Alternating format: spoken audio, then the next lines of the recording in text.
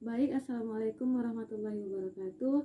Saya Dahrina Azmi Asyarti dengan NIM 41833111013 dari kelas Matematika Dikbud 2018.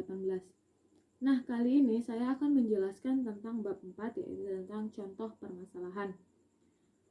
Dalam bab 4 ini kita akan membahas beberapa contoh permasalahan-permasalahan yang dapat digunakan dalam algoritma. Nah, yang pertama yaitu tentang akses data langsung, yang kedua tentang menjumlahkan deret, yang ketiga tentang mengelompokkan data, yang keempat tentang memilih operasi berdasarkan pilihan, yang kelima menghitung nilai rata-rata dari varians, yang keenam tentang masalah stok pada sebuah toko buku, yang ketujuh yaitu tentang pembayaran cicilan, yang kedelapan tentang penyemprotan tanaman, yang kesembilan tentang analisis pemain hoki, dan yang terakhir membahas tentang perubahan populasi ikan laut. Untuk pertama, kita akan membahas tentang akses data langsung. Contohnya yaitu misalnya, seorang sekretaris memerlukan suatu program sederhana yang dapat membantu untuk mengetahui nomor telepon seseorang dengan cepat tanpa harus melihat buku agendanya. Adapun nama-nama orang tersebut adalah seperti berikut ini. Analisisnya yang dapat kita lakukan yang pertama adalah ketika program dijalankan, maka akan muncul permintaan untuk memasukkan satu nama. Yang kedua, nama ini kemudian kita cari, misalnya dengan rentetan if, then, else, atau dengan menggunakan instruksi case. Nah, yang ketiga yaitu bila nama tersebut ditemukan, maka nomor teleponnya akan segera ditampilkan. Jika tidak, maka akan tampil nama tersebut tidak ada. Sebagai contohnya, untuk mencari algoritma pada buku telepon, mencari nomor telepon seseorang, maka algoritmanya akan kita tulis seperti itu. Selanjutnya, kita ke deskripsi atau di sini ditulis dengan definisi variabel. Kita tuliskan nama dan nomor telepon yaitu dalam bentuk jenis string. Untuk rincian langkahnya yang pertama write, ketik namanya, kemudian akan di read nama tersebut. Setelah itu case nama, maka akan muncul nama-nama seperti gambar berikut ini. Selanjutnya dengan otomatis dengan default nomor tersebut tidak ada akan masuk ke dalam nomor telepon yang kita cari. Maka akan in case setelah itu kita baca kembali nomor telepon yang ingin kita cari. Dalam hal ini, tentu saja algoritma di samping ini tidak cocok untuk volume yang terlalu besar. Untuk kasus ini, volume data yang besar diperlukan aplikasi basis data atau database yang berada di luar konteks buku ini. Untuk selanjutnya, kita akan membahas tentang menjumlahkan deret. Buatlah sebuah algoritma untuk menghitung sebuah deret dengan n sebagai berikut ini. S1 dikurang setengah sama dengan 1/4 dikurang 1/6 ditambah 1/8 dikurang 1/10 ditambah 1/12 dikurang 1/14 ditambah sekian. Analisis yang dapat kita lakukan pada contoh berikut itu adalah yang pertama, ketika dijalankan maka akan ada permintaan untuk memasukkan jumlah suku n tersebut. Yang kedua, bila diperhatikan maka tanda berselang-seling positif dan negatif, positif ganjil tandanya positif dan positif genap tandanya adalah negatif. Dan yang ketiga, jika yang dijumlahkan adalah kelipatan dari setengah, maka yang dikalikan sesuai dengan posisinya, mula-mula 1/4, kemudian 1/2 kali 2, 1/2 kali 3, dan seterusnya. Nah, sebagai contoh kita tuliskan algoritma adalah menjumlahkan deret baris suku ke n. Maka definisinya n, cacah, dan k adalah integer, dan s adalah real. Rincian langkah yang dapat dilakukan pertama adalah write berapa banyak sukunya. Yang kedua, read n tersebut, maka akan dimasukkan 1 ke dalam s, 1 ke dalam bilangan cacah, 0 ke dalam k. Maka akan while cacah dengan n lebih kecil kecil atau sama dengan dari Caca. Maka Caca ditambah 1 akan dimasukkan ke dalam Caca, K ditambah 2 akan dimasukkan kepada K. Maka if Caca 2 sama dengan 0. Selanjutnya, then S dikurang 1 per K akan dimasukkan ke S. Else S ditambah 1 per K akan dimasukkan ke S, dan and if. Kemudian and while, maka akan write jumlah deret sama dengan S. Nah, untuk yang ketiga yaitu mengelompokkan data. Andaikan dari keyboard dimasukkan N sebuah data bilangan bulat dan kemudian akan dikelompokkan menjadi 2 macam, yaitu kelompok bilangan ganjil dan juga kelompok bilangan genap. Dalam bentuk penjumlahan, maka akan keluar seperti berikut ini. Jumlah bilangan sama dengan titik-titik dan jumlah bilangan genap akan muncul seperti titik-titik. Maka analisis yang dapat dilakukan yang pertama yaitu beberapa data harus diketahui terlebih dahulu N-nya. Yang kedua, lakukan perulangan sebanyak N kali untuk yang pertama meminta data, yang kedua memeriksa data apakah termasuk ke dalam ganjil atau termasuk ke dalam genap. Yang ketiga yaitu menjumlahkan data sesuai dengan kelompoknya. Dan yang terakhir, tampilkan hasil dari penjumlahan tersebut. Sebagai contohnya, algoritma ganjil, maka akan kita tuliskan algoritma ganjil dan genap, yaitu mengelompokkan data dalam bentuk jumlahan bilangan ganjil dan bilangan genap. Maka deklarasinya yaitu integer, yaitu bilangan cacah, N, angka, genap, dan juga ganjil. Selanjutnya untuk deskripsi, yang pertama akan write berapa banyak tulisan, baru akan di read nilai dari N tersebut. Maka akan dimasukkan 1 ke dalam bilangan cacah, 0 ke dalam bilangan genap, dan 0 ke dalam bilangan ganjil. Maka akan di write kembali, masukkan bilangan ke N atau cacah, maka akan di-read angka tersebut. If angka persen 2 sama dengan 0, then genap ditambah angka dimasukkan ke dalam genap. Selanjutnya else, ganjil tambah angka maka akan menghasilkan ganjil, baru and if, kemudian cacah ditambah 1 kita masukkan ke dalam cacah. Until cacah harus lebih besar dari N, maka akan di write jumlah bilangan ganjil sama dengan ganjil dan jumlah bilangan genap sama dengan genap. Untuk selanjutnya yaitu memilih operasi berdasarkan pilihan. Andaikan operasi tersebut 2 bilangan dapat dipilih melalui menu sebagai berikut ini. Apabila jawaban untuk mencoba ulang adalah Y, maka menu operasi di atas akan dimunculkan kembali dan proses yang sama akan berulang hingga programnya adalah T. Untuk contohnya, maka algoritma yang dapat kita tuliskan pertama adalah memilih operasi berdasarkan pilihan menu program. Maka deklarasi yang akan kita tulis adalah angka 1, angka 2, dan hasil termasuk ke dalam real, dan pilihan atau ulang kita masukkan ke dalam char. Deskripsi pertama, Y adalah ulang. Maka akan dibaca write, ulang sama dengan Y, ulang sama dengan Y, do. Kemudian write, pilih operasi yang diinginkan. Write penjumlahan, write pengurangan, write pembagian, write perkalian. Write jenis operasi, maka akan di read banyak dari pilihan tersebut. Kemudian write, masukkan angka 1 sampai 2. Read angka 1, lalu masukkan lagi 2, read angka 2. Maka akan terdapat case pilihannya, angka 1 tambah angka 2, maka hasilnya penjumlahan. Angka 1 kurang angka 2, maka hasilnya itu menggunakan pengurangan. If angka-angka sama dengan 0, itu tersebut menggunakan pembagian. Nah, kemudian dan write hasil tak terhingga, maka akan muncul else, angka 1 dibagi angka 2 akan menghasilkan hasil. And if, maka angka 1 dikali angka 2 hasil.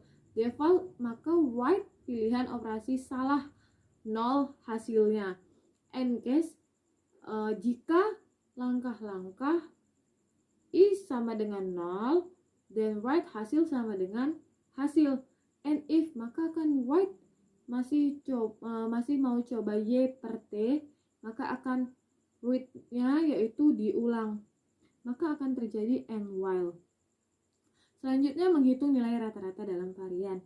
Andaikan ada nilai n bilangan biasa yang dimasukkan lewat keyboard, maka nilai-nilai rata-rata adalah jumlah semua bilangan yang dibagikan dengan nilai n. Nah, dengan kata lain, rata-rata sama dengan x1 tambah x2 tambah x3 dan seterusnya sampai xn dibagi n sigma dari n per n. Nah, varians adalah nilai data yang menunjukkan besarnya jumlah perbedaan dari setiap bilangan terhadap nilai rata-rata, atau dalam rumus sebagai berikut ini. Maka analisis yang dapat kita lakukan adalah yang pertama tetapkan dulu n, yang kedua lakukan perulangan mulai dari i sama dengan 1 sampai dengan n.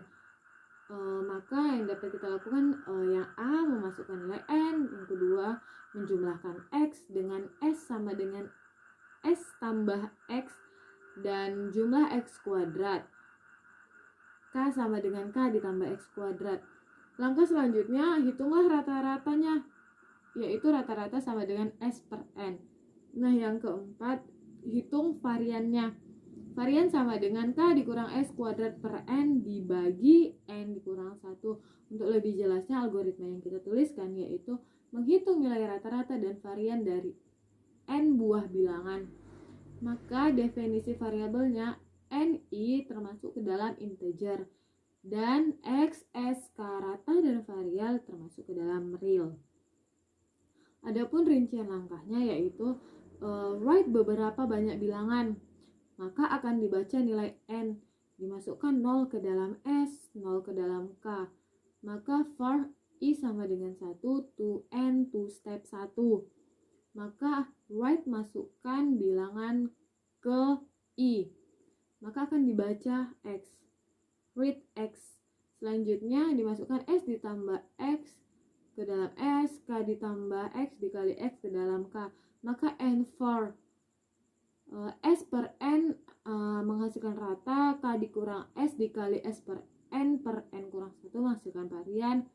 Maka akan write rata-rata sama dengan rata dan varian sama dengan varian. Nah, untuk masalah ke-6 yaitu masalah stok pada sebuah toko. Contohnya, sebuah toko di buku kampus selalu menghadapi masalah pada awal semester, yaitu masalah stok buku yang harus disiapkan. Sebelum semester dimulai, maka toko buku ini menerima daftar buku wajib yang digunakan oleh dosen mata kuliah beserta perkiraan jumlah mahasiswa yang mengikuti program mata kuliah tersebut. Mata kuliah yang dihadapi sebenarnya karena tidak adanya jaminan bahwa semua manusia akan membeli buku wajib tersebut. Sehingga apabila jumlah buku yang dipesan terlalu banyak, maka masalah buku yang tidak terjual. Sebaliknya apabila jumlah buku yang dipesan terlalu sedikit, maka mahasiswa yang akan menuntut buku-buku tersebut untuk disediakan. Jadi informasi awal yang tersedia bagi toko buku kampus ini adalah yang pertama kode buku berupa 5 digit, yang kedua jumlah yang ada pada stok buku, yang ketiga klasifikasi buku. Angka pertama menyatakan buku wajib, angka kedua menyatakan bacaan buku tambahan. Yang keempat perkirakan jumlah mahasiswa yang akan mengikuti program mata kuliah. Yang kelima status buku, bila 1 berarti buku baru, 0 buku lama. Yang keenam, harga beli dari penerbit. Hasil penelitian staf toko buku menunjukkan bahwa buku wajib yang lama pada umumnya dibeli 60% mahasiswa peserta mata kuliah. Dan buku wajib baru umumnya dibeli 85% oleh peserta mata kuliah. Buku tambahan yang pernah digunakan sebelumnya dibeli 25% peserta mata kuliah. Bacaan tambahan baru dibeli 40% oleh peserta mata kuliah. Jumlah buku yang harus dipesan adalah selisih antara jumlah kebutuhan dengan jumlah stoknya. Apabila selisih ini negatif, maka ada kelebihan stok sehingga harus dikembalikan kepada penerbit. Harga jual buku adalah 125% apabila harga beli sama atau kurang dari 50.000 dan 120% harga beli apabila harga belinya lebih dari 50.000. Laporan direktur toko buku harus menggunakan format sebagai berikut ini, seperti gambar di samping. total margin laba sama dengan RP titik-titik. Maka penambahan variabel adalah sebagai berikut. Yang pertama kode buku, kode, yang kedua jumlah stok-stok, yang ketiga klasifikasi buku kelas, yang keempat jumlah mahasiswa jumlah, yang kelima status buku status, yang keenam harga beli harga, yang ketujuh margin laba, yang kedelapan total margin laba, total, yang kesembilan jumlah pesanan-pesanan, yang kesepuluh ragam buku ragam, dan yang ke-11 jumlah buku atau jambuk. Nah, untuk lebih jelasnya maka algoritma yang akan kita tuliskan adalah memperkirakan pesanan buku pada sebuah toko buku kampus tersebut. Maka kode termasuk string, stok, jumlah, pesanan, jambuk, kelas, status, ragam termasuk ke dalam integer, dan real dan yang termasuk ke dalam real yaitu harga, laba, dan juga total. Rincian langkahnya, write berapa macam buku, maka akan dibaca atau read learn ragam, maka 0,00 akan dimasukkan ke total. Read learn kode buku, stok, pesanan, margin, dan laba. Kemudian for it sama dengan 1 to ragam, maka akan read kode, stok, class, jumlah, status, dan harga. If class sama dengan 1 dan if status sama dengan 1, maka run 0,5 dikali jumlah akan menghasilkan dan jambuk, else jambuk akan run 0 dikali jumlah. Kemudian and if status sama dengan 1, kemudian dan jambuk run 0,41 dikali jumlah, dan else run 0,2 kali jumlah akan menghasilkan jamu and if. Kemudian akan menghasilkan jamu dikurang stok, yaitu menghasilkan pesanan. If pesanan lebih kecil atau sama dengan 0, then write kode stok berlebih, ups atau pesanan harus dikembalikan. And if harga lebih besar dari 50.000, maka jambuk dikali 0,2 dikali 20 dikali harga akan menghasilkan laba. Else jambuk dikali 2,5 dikali harga akan menghasilkan laba. And if total ditambah laba akan menghasilkan total, maka akan write kode stok pesanan laba. And for write total margin laba sama dengan akan menghasilkan total. Nah, yang ketujuh yaitu mengenai pembayaran cicilan. Contohnya dewasa ini banyak perusahaan finansial yang menawarkan kredit pembelian dalam bentuk cicilan. Jumlah yang harus dibayarkan setiap bulan oleh pelanggan tergantung pada 3 macam faktor, yaitu jumlah modal, besarnya bunga, dan lama periode cicilan. Sebuah algoritma akan disusun untuk mencetak daftar pembayaran cicilan tersebut. Nah, variabel yang terkait yang pertama modal, yaitu total modal yang dipinjam. Yang kedua yaitu bunga pinjaman per tahun. Yang ketiga yaitu lama, adalah lamanya pinjaman dalam setahun. Dan yang terakhir adalah cicilan per bulannya. Besar cicilan dihitung berdasarkan rumusnya sebagai berikut. Bunga dihitung per bulan sehingga bunga sama dengan bunga per 12. Dan N adalah lama dari pinjaman dalam bulan sehingga N sama dengan lama dikali 12. Maka algoritma yang dapat kita tuliskan adalah algoritma cicilan dengan definisi modal, cicilan, bunga, modal bulanan, modal tahunan, bunga bulanan termasuk ke dalam real, dan lamanya termasuk ke dalam integer. Rincian langkahnya, masukkan data utama, write masukkan modal yang akan dipinjam, maka akan read learn modal. Lalu write masukkan bunga pinjaman per tahun, kemudian read learn bunga. Lalu akan write beberapa tahun akan dipinjam, maka akan di read learn lamanya. Selanjutnya yang kedua melakukan proses perhitungan, yaitu bunga adalah bunga per 12, N lama dikali 12. Maka cicilan yaitu modal dikali bunga, bunga dikali bunga ditambah 1 dikali N per bunga tambah 1 dikali N kurang 1. Nah, akan write learn pembayaran cicilan setiap bulan sama dengan RP. Itulah cicilannya. Selanjutnya membuat daftar pembayaran. Wheatland tahun, bulan, modal bayar, bunga bayar. Maka akan forward 1 tu lama. Bunga tahunan 0, 0. Modal tahunan 0, 0. For bulan 1 tu 12. Bunga bulanan dikali bunga modal. Maka bunga bulanan cicilan dikurang bunga bulanan. Bunga tahunan ditambah bunga bulanan. Untuk mencari modal tahunan ditambah modal bulanan, maka akan Wheatland tahun, bulan, modal bulanan, dan bunga bulanan. Modalnya dan dikurang modal bulanannya. And for Wheatland akhir tahun, yaitu tahunnya. Dan Wheatland modal terbayar sama dengan modal tahunan, dan bunga terbayar sama dengan bunga tahunannya, maka akan Wheatland sisa utang modal sama dengan modalnya. Yang ke-8 yaitu penyemprotan tanaman. Sebuah perusahaan agribisnis memiliki pesawat kecil yang disewakan untuk melakukan penyemprotan tanaman pada areal perkebunan yang luas. Biaya sewa yang dikenakan pada tipe 1 penyemprotan rumput atau alang-alang 250 per hektar. Tipe 2 penyemprotan hama belalang 500.000 per hektar.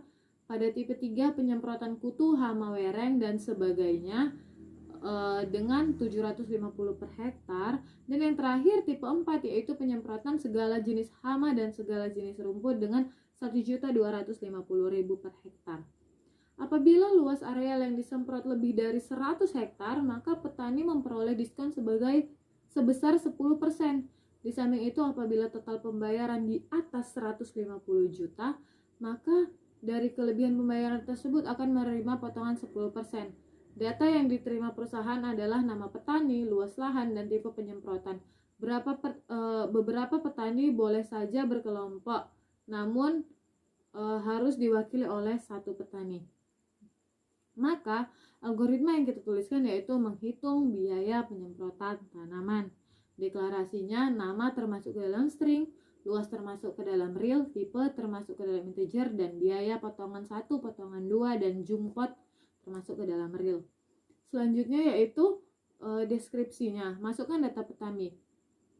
Yang pertama, Wheatland, masukkan data petani, write nama petani, kemudian akan di-read nama.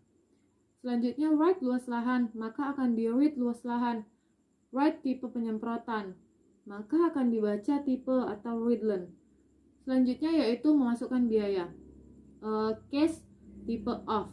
Yang pertama biaya apabila luas dikali 250.000, dan biaya yang kedua luas dikali 50.000, yang ketiga biaya luas dikali 750.000, dan yang keempat luas dikali 1.250.000. Nah, maka akan default atau Wheatland tipe penyemprotan salah ulangi.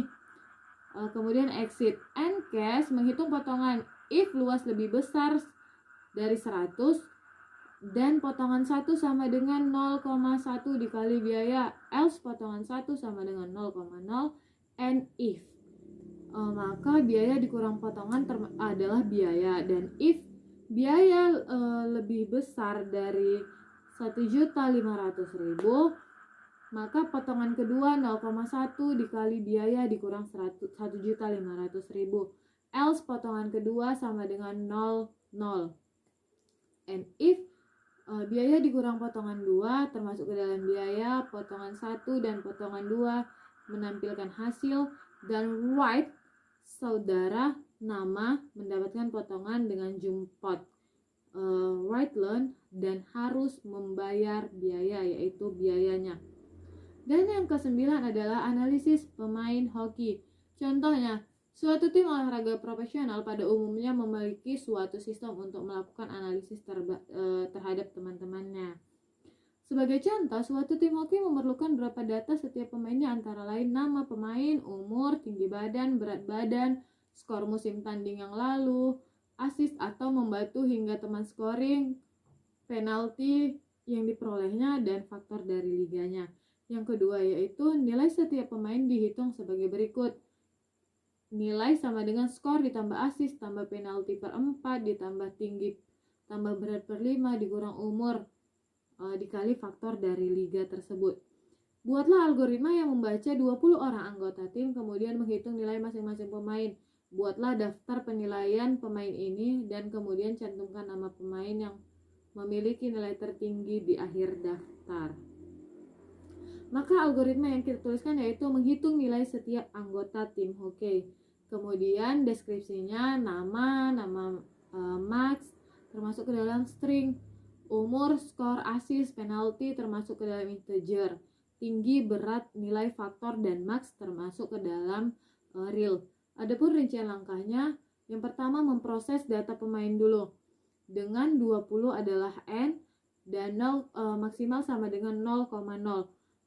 For IDX sama dengan 1 ton. Baca dari awal pemain. Write only, masukkan data pemain ke IDX. Kemudian write nama pemain, lalu akan di read learn nama dari pemain tersebut. Kemudian write umur, maka akan di read umur, baru write tinggi badan dalam sentimeter, maka akan read learn tingginya. Kemudian write berat badan dalam kilogram, lalu akan di read berat tersebut. Maka selanjutnya write score, kemudian akan read learn atau dibaca nilai skor tersebut. Kemudian write assist, maka akan dibaca assist tersebut, dan write penalty, maka akan read learn atau dibaca penalty. Write factor dan read learn factor. Selanjutnya menghitung nilai, yaitu nilai adalah skor ditambah assist tambah penalty per 4 tambah tinggi tambah berat per 5 kurang umur dikali faktor. Nah, maka mencari nilai tertinggi if nilai lebih besar dari maksimal dan nilai adalah maksimal. Maka nama maksimal adalah nama. And if write and learn nama, umur, tinggi, berat, skor, assist, penalty, faktor, dan nilai. And for, kemudian write and learn nilai tertinggi adalah maksimal, dan write and learn pemain dengan nilai tertinggi adalah nama maksimal. Untuk yang terakhir akan membahas contoh perubahan populasi ikan di laut. Kementerian Perikanan mewajibkan setiap pedagang ikan seluruh tempat pelelangan ikan untuk melaporkan jenis ikan yang dijualnya beserta volumenya setiap akhir bulan. Dalam pengurangan volume ikan tertentu yang lebih besar dari 30% menandakan adanya pengurangan jenis ikan tersebut, sehingga hasil tangkapan nelayan tersebut menurun. Sebaliknya, jika peningkatan melebihi 50%, maka populasi ikan tersebut meningkat, namun peningkatan penangkapan ikan tidak melebihi batas akan membahayakan populasi ikan di masa depan. Langkahnya, susun sebuah algoritma yang menerima data dari database berupa nama, jenis ikan, volume tangkapan tahun lalu dan volume tangkapan tahun ini. Kemudian hitung perubahan volume dan tangkapan melalui formula seperti di samping ini. Bila perubahan positif lebih besar dari 50%, beri tanda positif dan berarti perdagangan jenis ikan ini perlu diawasi. Bila perubahan negatif lebih dari 30%, maka beri tanda warning yang berarti perlu adanya penambahan bibit ikan agar populasinya tetap meningkat. Maka algoritma yang kita tuliskan menghitung perubahan populasi dari ikan. Nah, dengan deklarasi nama dan ikan adalah string, volume tahun ini dan volume tahun lalu dimasukkan ke dalam integer, real termasuk ke dalam perubahan, dan n dan idx termasuk ke dalam integer. Deskripsinya, andaikan ada 50 macam ikan yang diawasi dengan n adalah 50 dan idx adalah 1, maka akan while idx n dimasukkan ke dalam idx. Write masukkan data ikan ke idx, maka akan read learn nama ikan, volume tahun lalu dan volume tahun ini. Maka hitung perubahan volume. Perubahannya yaitu volume tahun ini per volume tahun lalu. Maka if perubahan lebih besar dari 0,5. Then write and learn idx nama ikan perubahan dikali 100, maka hasilnya positif. Else 1 dikali perubahan lebih besar dari 0,3, then write and learn, maka write and learn ide X, nama ikan perubahan dikali 100 tanda seru. Selanjutnya else write and learn ide X, nama ikan perubahan dikali 100, dan and if, kemudian maka akan and if lagi, terjadi ide X ditambah 1 maka akan menghasilkan ide X, dan akan and while. Mungkin sedikit sekian presentasi dari saya. Jika terdapat kesalahan saya mohon maaf. Wassalamualaikum warahmatullahi wabarakatuh.